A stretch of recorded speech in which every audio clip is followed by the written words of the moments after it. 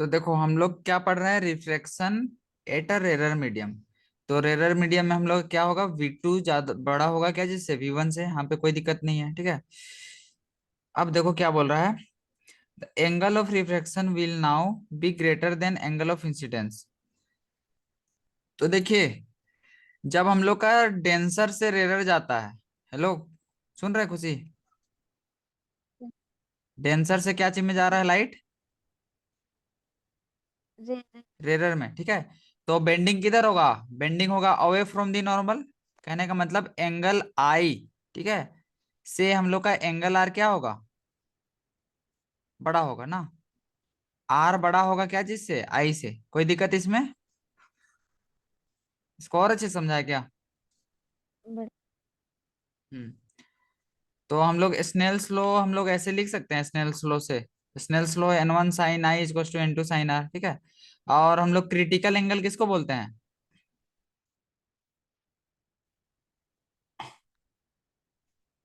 Critical angle क्या पढ़ा था जी, बताओ, नहीं बताएगा।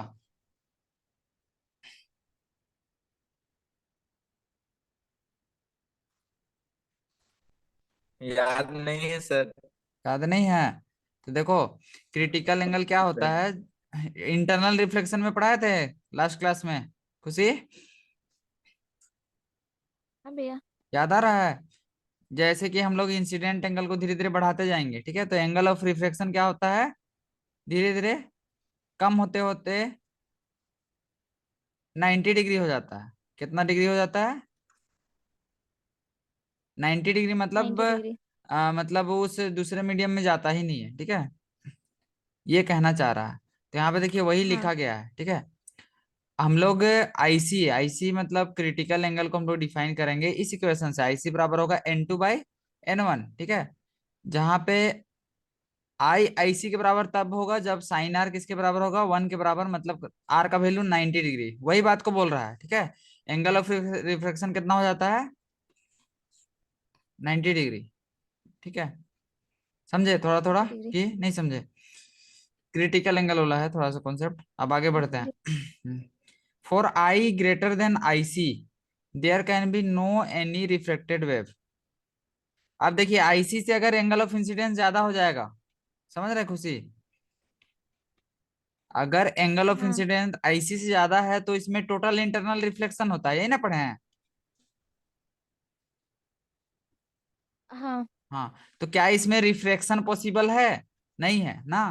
तो यहाँ पे वही लिखा था, angle for obviously for i greater than i c there can be no reflected wave, कोई भी रिफ्लेक्टेड वेव नहीं मिलेगा, इसीलिए एंगल आईसी को क्रिटिकल एंगल कहते हैं। And for all angles greater than critical angle we will not have any reflected wave. कहने का मतलब क्रिटिकल एंगल से ज्यादा एंगल से जब हम लोग इंसिडेंट कराएंगे तो कोई भी वेव हम लोग को नहीं मिलेगा, और ये फिनोमिना है टोटल इंटरनल रिफ्लेक्शन का, ये तो हम लोग पढ़े हैं, ठीक है। हम्म। हेलो हाँ सर। खुशी, कहाँ चली गई, आवाज नहीं आ रहा आपका।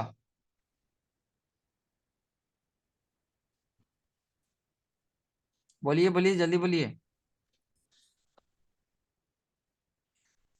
तो देखिए यही बात है ना खुशी, कि जब angle of incidence, okay, angle of incidence अगर ज्यादा हो जाए क्रिटिकल एंगल से तो कोई भी रिफ्लेक्शन यहाँ पे, refraction sorry refraction, okay, refraction नहीं होगा, ठीक है। और यहाँ पे क्या होगा, टोटल इंटरनल रिफ्लेक्शन, समझ रहे हैं। हाँ। हम्म।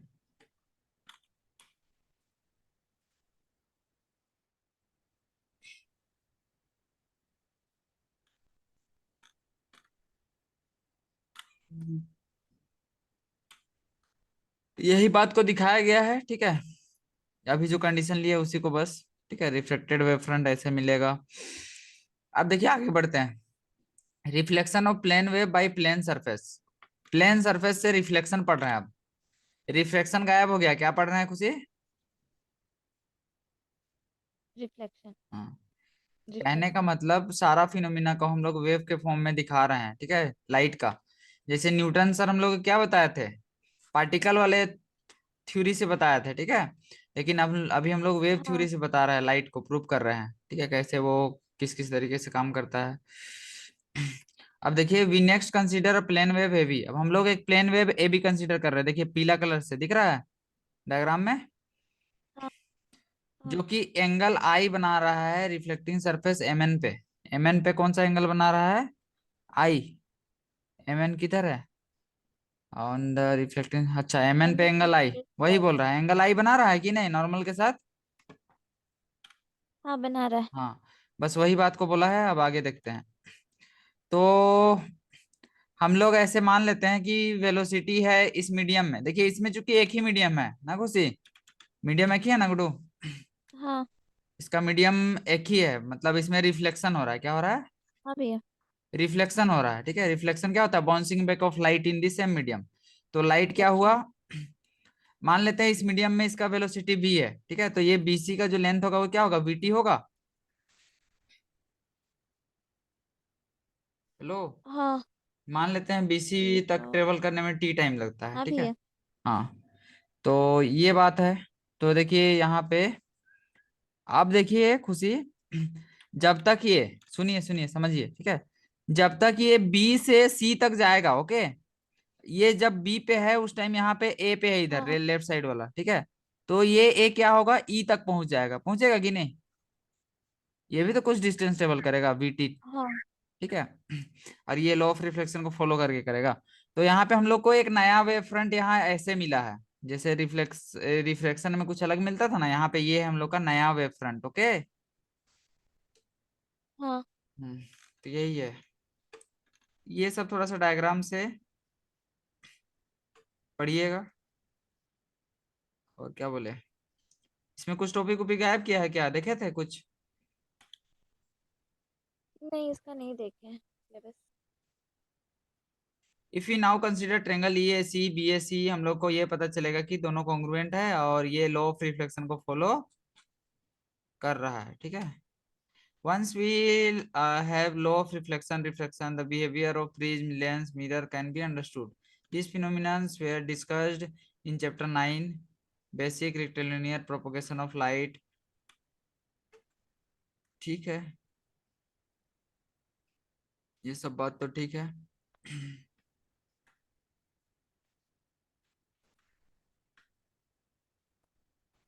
तो हम लोग मेन इफेक्ट में आ जाते हैं, डॉपलर इफेक्ट एक्चुअल में होता क्या है, ओके, कंक्लूजन बता रहे हैं, ठीक।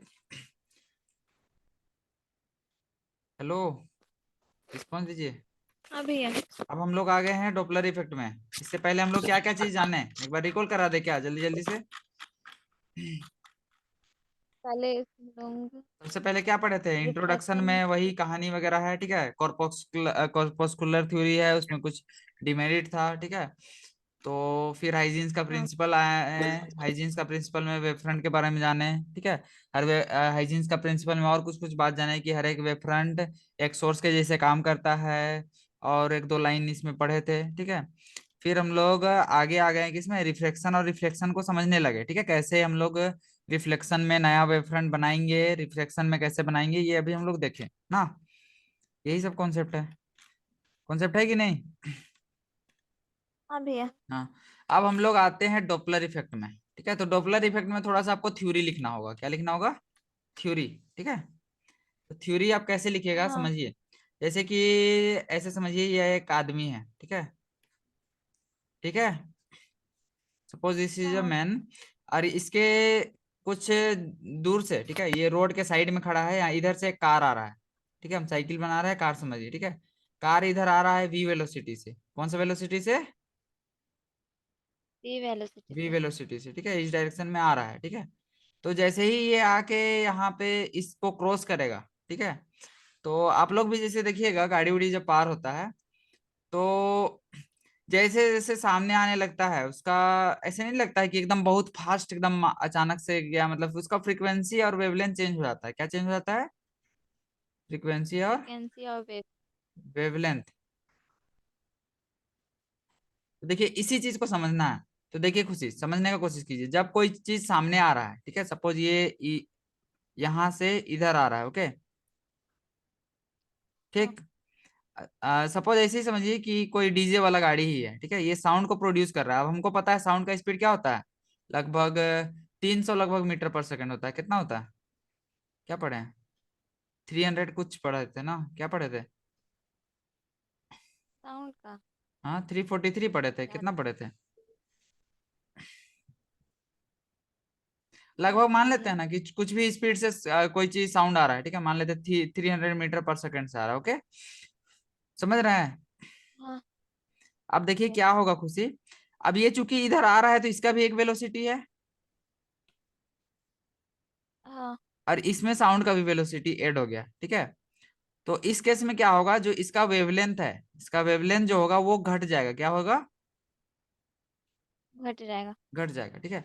तो ऐसे समझिए कि कोई चीज जब हम लोग के क्लोज में आ रहा होता है, ठीक है, कोई साउंड, जैसे कि कोई ऑब्जेक्ट साउंड प्रोड्यूस कर रहा है, ठीक है, और वो हम लोग की ओर आ रहा है, तो उसका फ्रीक्वेंसी बढ़ जाएगा, क्या बढ़ेगा, सुने, हेलो, बढ़िया। क्या सर बोले, जब कोई ऑब्जेक्ट हम लोग के ओर क्लोज आ रहा होगा तो उसका फ्रीक्वेंसी बढ़ जाएगा और वेवलेंथ घटेगा, क्या घटेगा, वेवलेंथ। वेवलेंथ, ए- ठीक है, वेवलेंथ घट जाएगा, ठीक है। ये हो गया केस नंबर 1।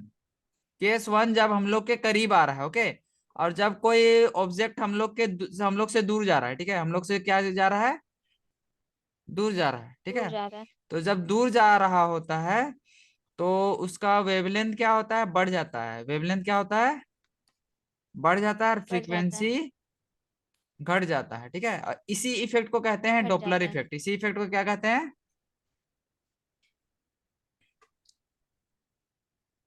डॉपलर बोलो, इफेक्ट। Doppler effect.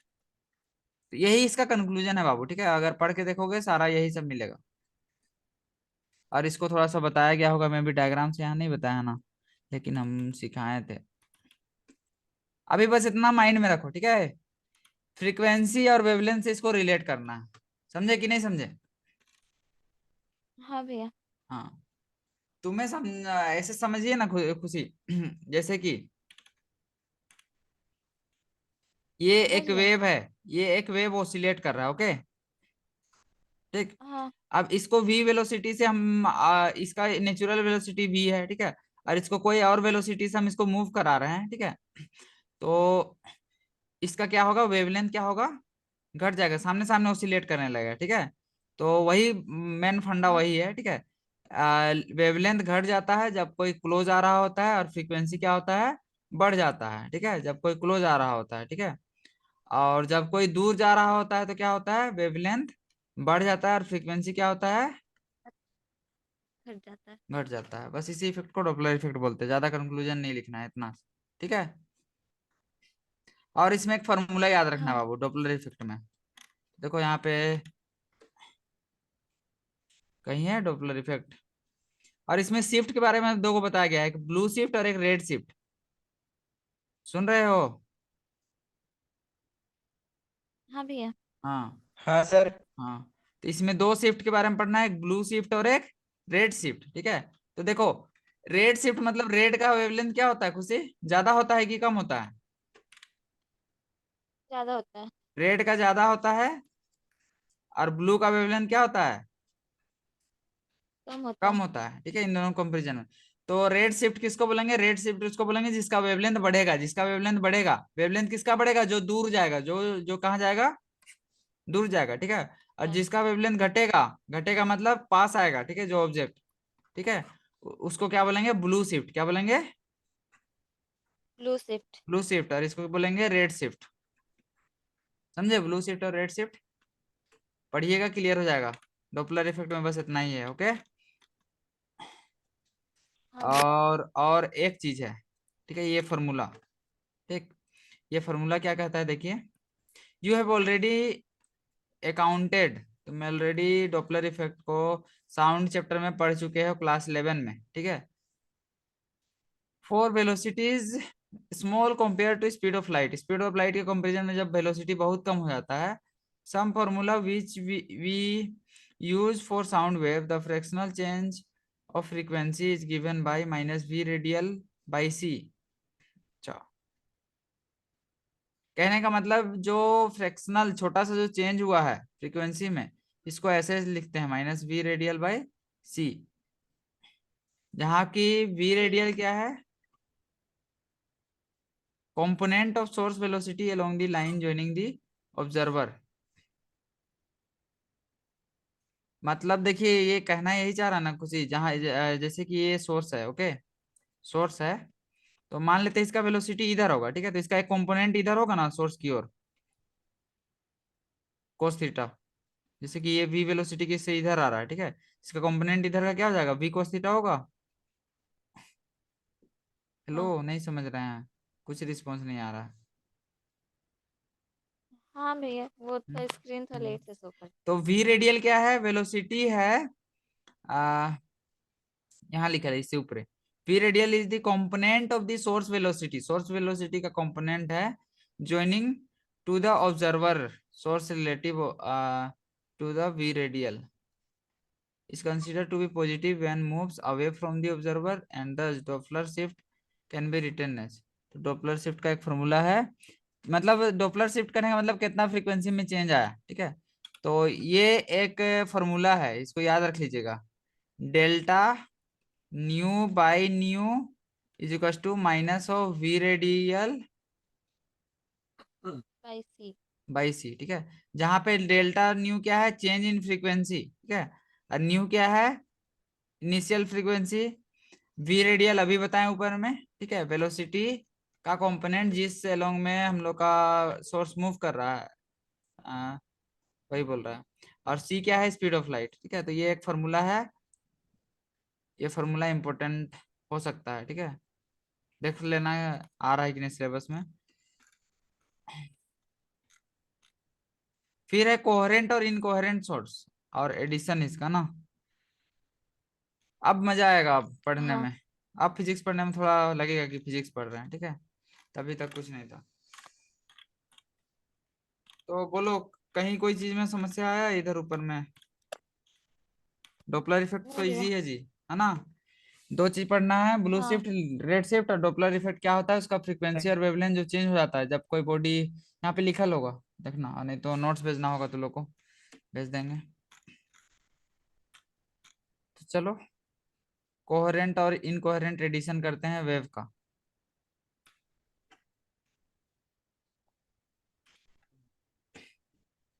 तो ऐसे समझो, समझिए, हम लोग एक साथ दो गो सोर्स S1 और S2 को एक जगह सरफेस में स्ट्राइक कराते हैं, ओके खुशी, हाँ एक साथ दोनों को गिरा दिए, ठीक है, तो कुछ इस टाइप से इसका वेवलेंथ बनेगा, ये पहला का दूसरा का, ठीक है, और हमको P पॉइंट पे क्या निकालना है, क्या निकालना है जी, यहाँ लिखल है, अभी तो पढ़े थे कुछ, हाँ,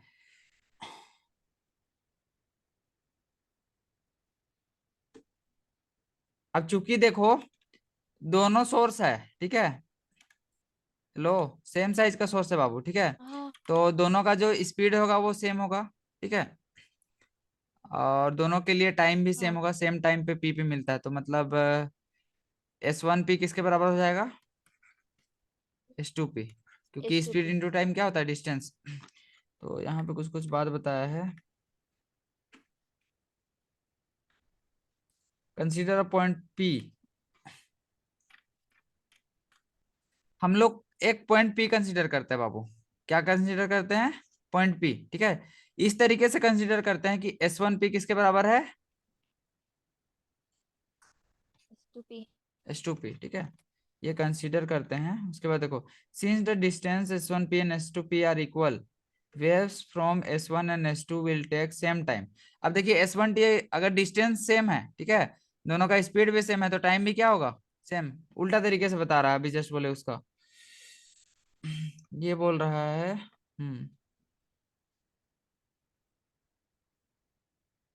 S2 will take same time to, ठीक है, and waves that emanates from S1s in phase will also arrive at point P in phase. Thus, the displacement produced by S1 at point P is given by.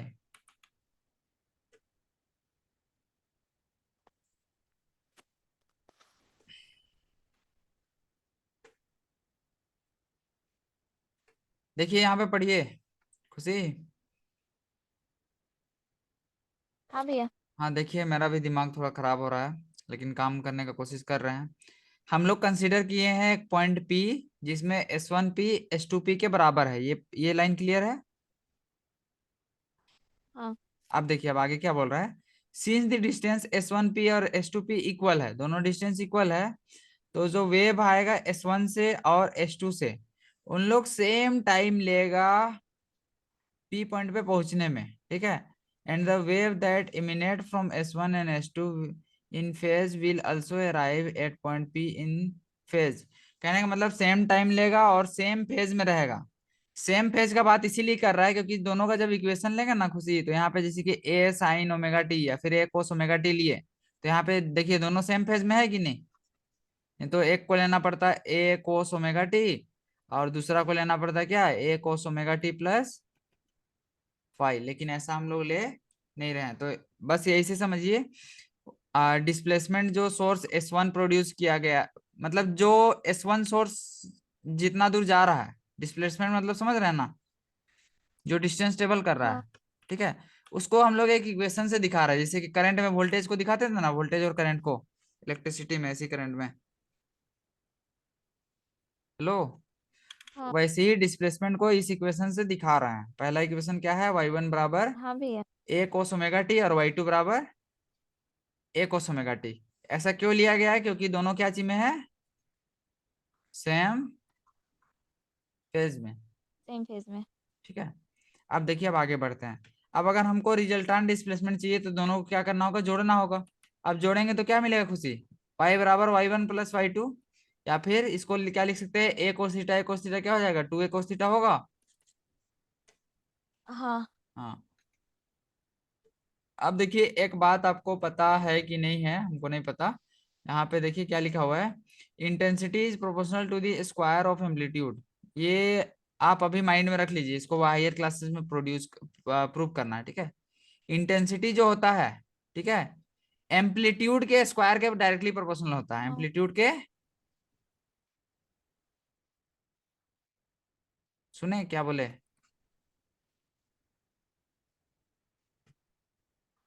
सुने कि नहीं सुने,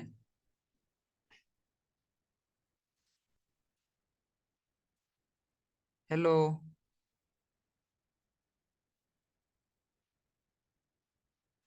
खुशी, राज तो भाग गया। हाँ भैया। क्या बोले अभी हाँ। हम, इंटेंसिटी एम्पलीट्यूड के स्क्वायर के डायरेक्टली प्रोपोर्शनल होता है।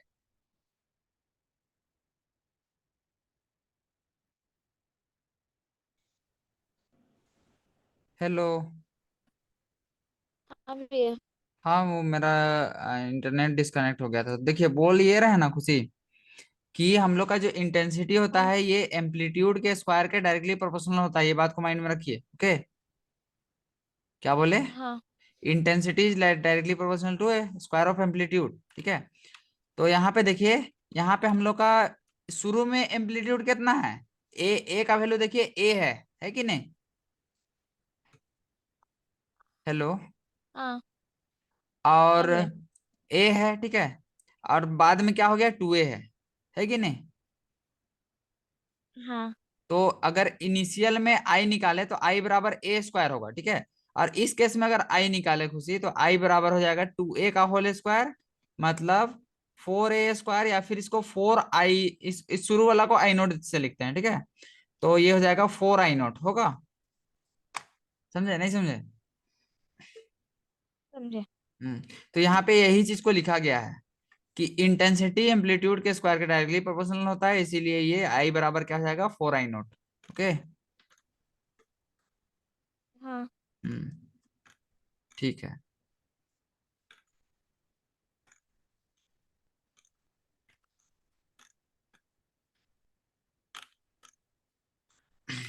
इसको आज खत्म करते हैं, फिर यंग्स डबल स्लिट से हम लोग नेक्स्ट क्लास में पढ़ेंगे, ठीक है। चलिए यहाँ तक हो गया। अब देखिए अब क्या बोला जा रहा है। The two sources are said to be interference constructively if we have referred to as constructive interference.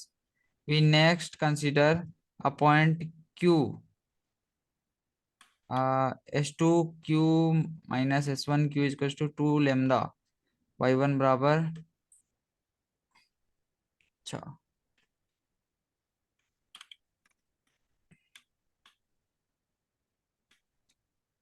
बड़ी मस्त से इसको समझाया था।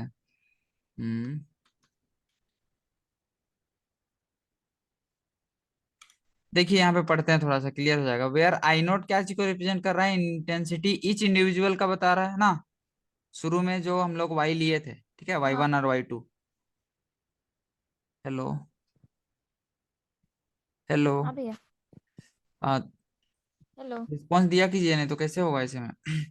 तो यहाँ पे देखिए ये बोल इक्वेशन तो। में आई नोट क्या चीज को दिखा रहा है, इंटेंसिटी को, ठीक है।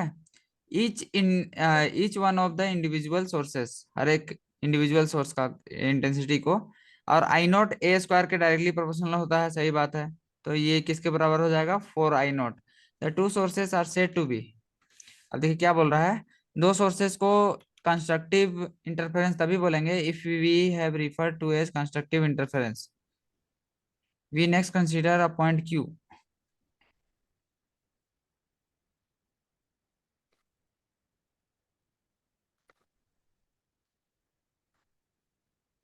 तो देखिए इंटेंसिटी इसमें क्या हो गया, बढ़ा कि नहीं दोनों का। हाँ भैया। तो इंटेंसिटी बढ़ा मतलब इस टाइप का इंटरफेरेंस को बोलेंगे क्या, कंस्ट्रक्टिव इंटरफेरेंस। समझे। हाँ भैया। अब इंटरफेरेंस अगर नहीं आता होगा तो ऐसे समझिए, जब दो वेव एक दूसरे से मिलता है, ठीक है, तो ये इंटरफेरेंस कहलाता है। इंटरफेयर करना मतलब मिलना, समझ रहे हैं। हाँ हम्म, ये बात है। अब देखिए दूसरा केस ले रहे हैं एक अब, ठीक है। एक अब हम लोग पॉइंट ले रहे हैं क्यू, ओके, जो दोनों के इक्वल डिस्टेंस पे नहीं है, ठीक है। हाँ। और इन दोनों के बीच में जो वेवलेंथ का डिफरेंस है वो 2 लैम्डा का है। कितना वेवलेंथ का डिफरेंस है,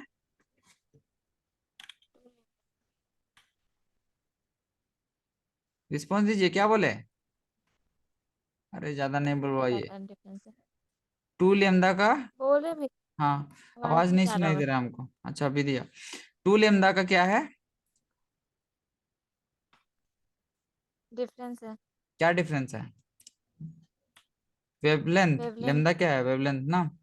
द वेव सिमिलेटिंग फ्रॉम। अब देखिए 2 लैम्डा का मतलब क्या होता है,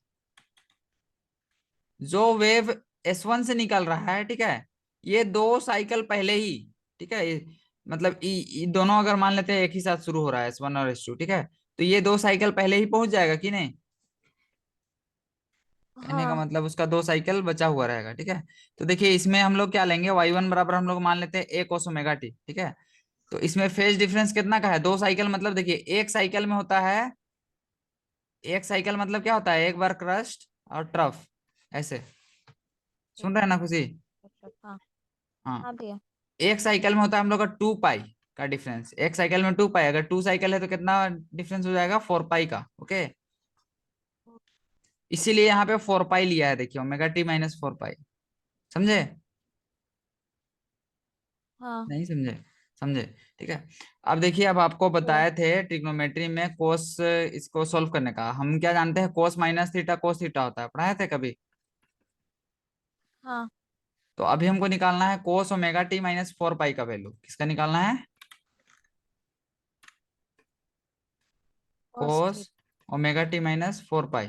तो क्या है, इसको ऐसे भी लिखा जा सकता है खुशी, कोस 4 पाई माइनस ओमेगा टी। हाँ। अब देखिए वो क्वाड्रेंट वाला एक दिन आपको बताए थे, थोड़ा थोड़ा, ठीक है। ये हो गया 0 पाई/2 पाई, इसके बाद ये हो जाएगा 3 पाई/2, ठीक है, ये हो जाएगा 2 पाई। तो देखिए 4 पाई में घटा रहा है, तो ऐसे ही 2 पाई के बाद इधर आएगा 3 पाई आएगा लेफ्ट साइड में, और इधर राइट साइड में आएगा 4 पाई आएगा। हाँ अब 4 पाई में घटा रहा है खुशी, तो कौन सा क्वाड्रेंट आ रहा है? फोर्थ क्वाड्रेंट, ठीक है। और फोर्थ क्वाड्रेंट में हम लोग का कोस और सेक क्या होता है? पॉजिटिव में, और ये चेंज नहीं होता है, तो इसको हम लोग कोस ओमेगा टी लिख सकते हैं। ओके, क्या लिख सकते हैं? हाँ। कोस omega T. Cos omega T लिख। ये कॉन्सेप्ट है। तो इसी को क्या लिख दिया? ए कोस ओमेगा टी। तो क्या ये दिक्कत आया समझने में? नहीं। अब देखिए यहाँ पे क्या हो रहा है, दोनों का तो सेम फेज हो गया उस हिसाब से ना। हाँ अच्छा, लेकिन यहाँ पे आ, तो यहाँ पे देखिए y1 और y2 हो गया ना, y1 और y2 ये हो गया। अब हम लोग क्या निकालते हैं? अच्छा, इसी को बस थोड़ा सा पढ़ लेते हैं, ठीक है, पढ़ना है, इसमें और कुछ करना नहीं है। Where we have used the fact that the path difference to lambda corresponds to the phase difference 4 पाई, ये बात समझ में आया ना? यही बात लिए हैं, 2 पाई के जगह में हम लोग क्या पुट किए हैं? 4 पाई, और 2 लेमदा के जगह में ना, एक लेमदा में 2 पाई का एंगल रहता है एक वेवलेंथ में, ठीक है, एक साइकिल में। वही बोल रहा है, the two displacements are once again in phase and will be I note. तो देखिए यहाँ भी क्या होगा? कंस्ट्रक्टिव इंटरफेरेंस हो रहा है। क्या हो रहा है खुशी? इंटरफेरेंस। क्योंकि देखिए नेट वाई अगर निकालेंगे तो वाई बराबर y1 प्लस y2 होगा ना,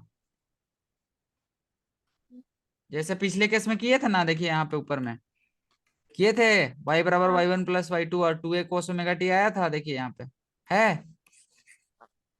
हाँ हाँ, तो यहाँ भी कंस्ट्रक्टिव हो रहा है, ठीक है। अब देखते हैं थर्ड केस, ठीक है। एक आर ले रहे हैं हम लोग, एक केस, ठीक है।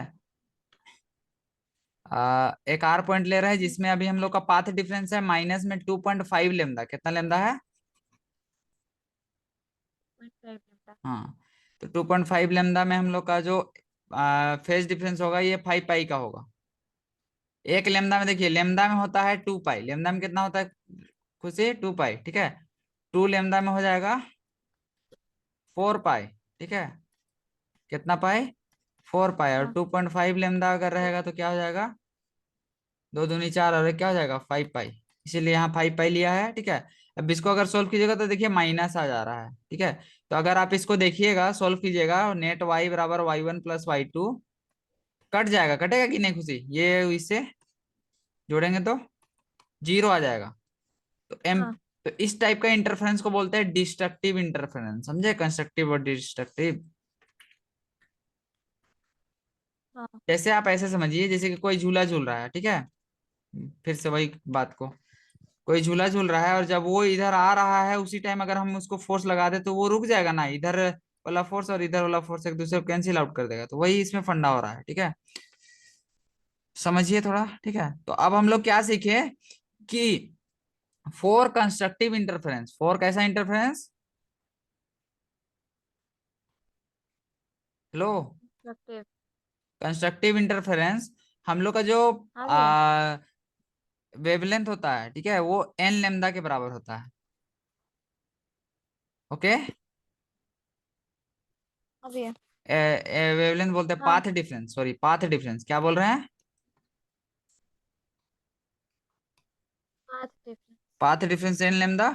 और डिस्ट्रक्टिव के लिए होता है एन प्लस 1/2 लेमदा, डिस्ट्रक्टिव के लिए, ठीक है। किसके लिए? डिस्ट्रक्टिव के लिए क्या डिस्ट्रक्टिव होता है? के लिए। हम लोग का जो पाथ डिफरेंस, पाथ डिफरेंस मतलब यही है S12 माइनस S2P, ठीक है। मतलब पाथ डिफरेंस जो होगा वो होगा n प्लस 1/2 लेमदा, ठीक है। या फिर इसको कभी कभी और दूसरे तरीके से भी लिखता है खुशी। इसको कैसे लिख सकते हैं देखिए, इसको ऐसे लिखा जा सकता है, देखिए तो, इसको 2n+1, भैया क्या हुआ? हेलो। हाँ हाँ, मेरे लेमदा बाई स्क्रीन टू। पूरा वाइट शो कर रहा है बस। अभी अभी दिखाई दे रहा है कुछ? हाँ हाँ अभी आया। तो डिस्ट्रक्टिव में क्या होता है? n+1/2 लेमदा, या फिर इसी को सॉल्व करके आप 2 एलसीएम निकाल के बाहर निकालिएगा तो 2n+1 लेमदा/2 आएगा, 2n+1 लेमदा/2। ओके, तो ये ऊपर वाला किताब लिखा हाँ है, ठीक है, ऊपर वाला बात को। तो ये याद रखना है आपको, तभी यंग डबल स्लिट क्लियर होगा। ओके। हाँ भैया। हम्म। तो यही काम किया है, इंटेंसिटी निकाला है अलग अलग केस के लिए।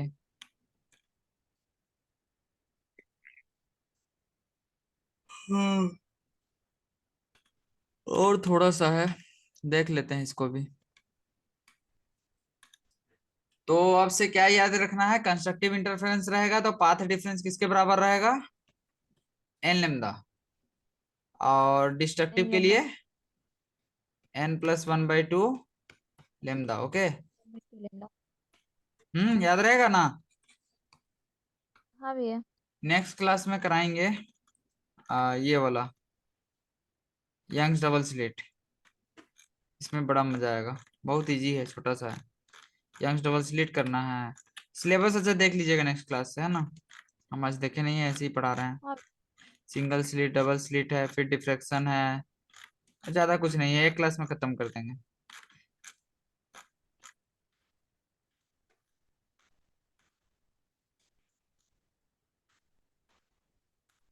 है बहुत सारा कॉन्सेप्ट है, पोलराइजेशन भी है, बाप रे। देख लीजिएगा, जो जो होगा वही पढ़ाएंगे। और थोड़ा सा और देखते हैं इसको, बस आज इतना ही रखेंगे। हमको भी प्रोजेक्ट बनाना है अभी। हम्म,